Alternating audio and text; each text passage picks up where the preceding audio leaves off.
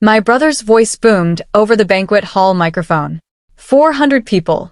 Our hometown local brass, even a press, laughed. I sat in the dark at table 31, right by the swinging kitchen doors, holding my glass tightly and saying nothing.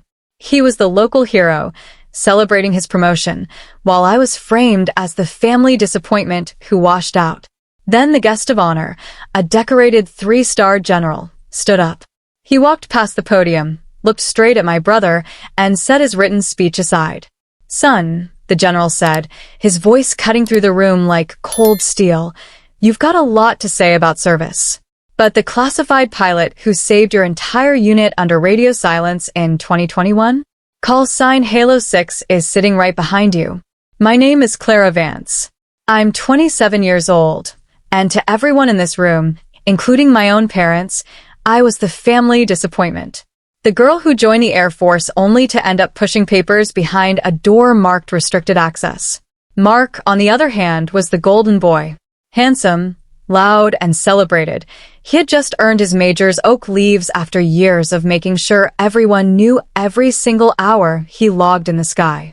My mother wiped a tear of pride from her eye at the head table, while my father slapped the tablecloth in hearty agreement. Mark grinned down at the crowd, soaking in the applause, completely comfortable with using me as the punchline to elevate his own shine. He thought he knew everything about my service. He thought my silence was shame. Have you ever been completely underestimated by your own family? Let me know in the comments below, because sitting at that table, I knew something my brother didn't. Growing up, the narrative in the Vance household was set in stone. Mark was destined for the sky, and I was expected to follow quietly in his shadow. When Mark was 17, he got his private pilot license. My father framed the achievement certificate and hung it right in the front entryway for every guest to see. When I joined the Air Force 4 years later, my father simply nodded and asked if I was going to handle supply logistics or administrative support. I didn't correct him. I couldn't. Mark entered the military with maximum fanfare, posting every promotion and flight milestone on social media, making sure the entire town knew he was an operational pilot. Meanwhile, after my initial flight training, I was selected for a specialized, highly classified division within aviation operations. The kind of assignment that requires signing thick non-disclosure agreements before you even step into the hangar. To my family, my sudden secrecy looked like failure. When I couldn't discuss my daily routines, my deployment schedules, or the specific airframes I was operating, they filled in the blanks themselves. They assumed I had washed out of elite flight training and been quietly reassigned to a dull desk job pushing files. For 6 years, I swallowed their patronizing comments during holiday dinners. I sat quietly while Mark bragged about his flight hours, listening as my parents offered me sympathetic smiles, treating my military career like a polite subject to avoid. Carrying their quiet disdain was heavy, but operational security wasn't optional. I let them believe I was just a glorified clerk. What they didn't realize was that while Mark was flying standard routes, I was living in a completely different world. It was October 2021, high over a remote, mountainous corridor near the border. The weather was an absolute nightmare. Zero visibility, severe icing, and a mountain range that swallowed radio signals whole. Down on the ground, a ground transport convoy was stranded in a narrow canyon after an unexpected mudslide blocked their route. Among those men, completely unaware, was my brother Mark. I wasn't sitting at a desk that night. I was at 45,000 feet, flying an experimental, long-range stealth aircraft under the classified call sign Halo 6. Our mission was simple, but nearly impossible. Act as an invisible guardian angel under absolute radio silence. Because of the extreme topography and enemy radar coverage in the sector, standard rescue units couldn't get eyes on the valley. If we breached radio silence, we risked giving away the convoy's position to hostile forces monitoring the frequencies. From the cockpit of Halo 6, using advanced thermal imagery and high-altitude navigation systems, I mapped a narrow, unmarked pass through the ridge line, the only safe way out before the storm completely buried the valley. I couldn't talk to them on the comms. Instead, I used precision laser designator bursts, painting infrared markers onto the rock faces below, invisible to the naked eye, but bright as day on the convoy's tactical gear. I guided them step by step, turn by turn, through a blind terrain escape route for 45 grueling minutes. Mark had no idea who was flying overhead. He only knew that an unidentified aircraft, a ghost in the clouds, had saved his entire unit from freezing or being surrounded. In his official debrief, he logged it as a lucky rescue by an unknown tactical asset. He never suspected that the ghost in the sky, the pilot he owed his life to, was the little sister he spent years mocking for sitting at a desk. The laughter in the hall slowly faded as Lieutenant General Thomas stepped up to the podium. He was a broad-shouldered, decorated three-star general, a man whose presence alone could command an entire room into total silence. The local organizers had spent weeks bragging about securing him as the guest of honor for Mark's promotion banquet. Mark stood beside his chair at the head table, puffing out his chest, adjusting his dress uniform, and smiling broadly at the cameras. He was clearly preparing to bask in the general's praise. General Thomas adjusted his glasses, set his thick leather binder onto the lectern, and looked out over the audience. But he didn't open his prepared speech. Instead, his sharp, gray eyes scanned the 400 faces in the room, pausing briefly over the sea of high-ranking officers before resting cold and steady on my brother. The silence grew heavy. People began to fidget in their seats.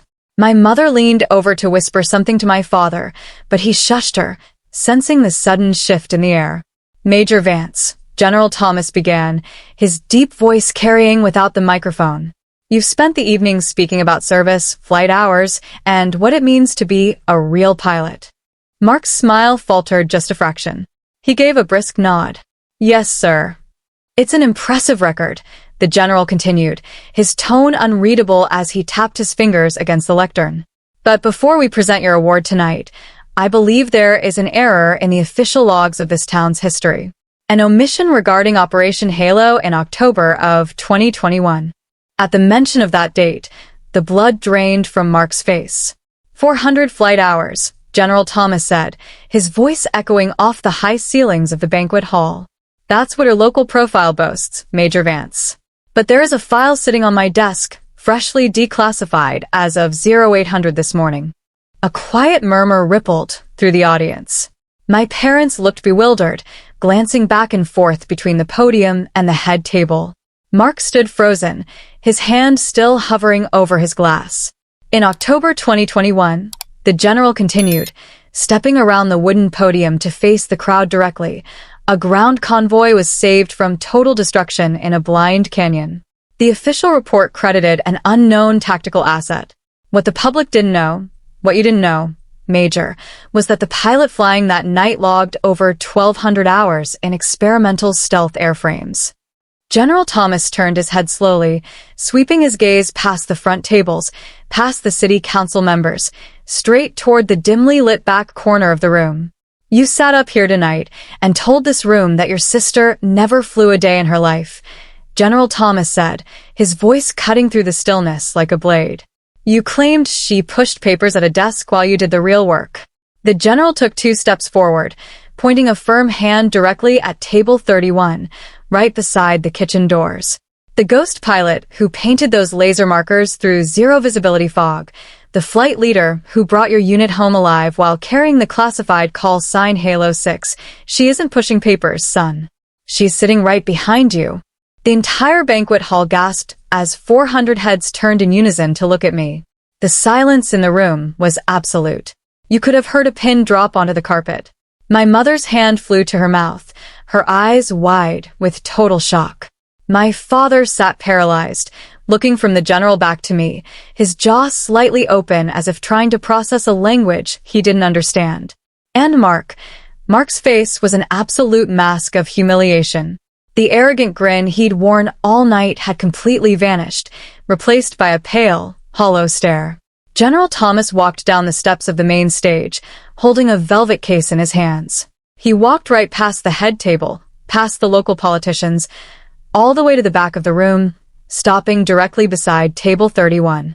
"Captain Vance," the general said, calling me by my true rank for the first time in front of my family. "For extraordinary heroism, master-level airmanship, and unwavering devotion to duty under extreme classified conditions, the United States Air Force presents you with the Distinguished Flying Cross. He snapped a crisp salute. I stood up, cleared my throat, and returned it with absolute precision. As he pinned the medal onto my uniform lapel, the room suddenly erupted into a standing ovation. People were cheering, clapping, and leaning over chairs to get a look at the sister Mark had spent years dismissing. I didn't gloat. I didn't sneer back at my brother. I just stood tall, feeling the weight of the silver medal against my chest, knowing my silence had finally spoken. 3 months after that night, my life looks very different. I honorably transitioned out of active classified operations and moved to a quiet coastal town, accepting a position as a senior flight instructor for the next generation of aviators. For the first time in years, I can speak freely about my passion for flying without hiding behind classified clearance walls. My brother Mark's world took a very different turn. The story of the banquet didn't stay in that hall. Word spread fast through military circles.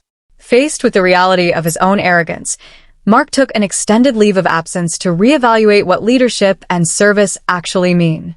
He calls me now every Sunday. He doesn't brag anymore.